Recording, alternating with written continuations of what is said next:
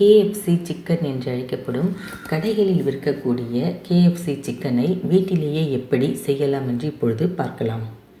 இந்த கேஎஃப்சி சிக்கனை வீட்டில் செய்வதற்கு தேவையான பொருட்கள்: சிக்கன் 1 கிலோ, லெக் பீஸ் வேண்டும் என்று கடையில் சொல்லி வாங்கிக் கொள்ளலாம்.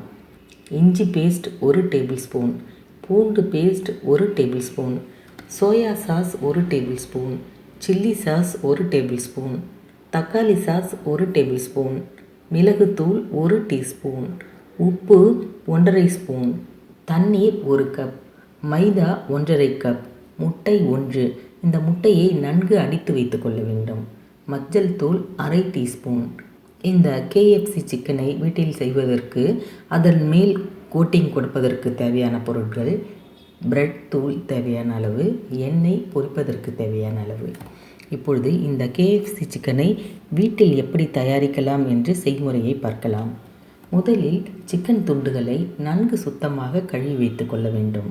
பின்னர் அதனை ஒரு பாத்திரத்தில் போட்டு அதில் தக்காளி sauce, soya sauce, chilli sauce, இஞ்சி மற்றும் பூண்டு பேஸ்ட், மிளகுத்தூள், உப்பு மற்றும் தண்ணீர் சேர்த்து 10 நிமிடம் அடுப்பில் வைத்து சிக்கனை 3/4 பாகம் வேக வைக்க வேண்டும்.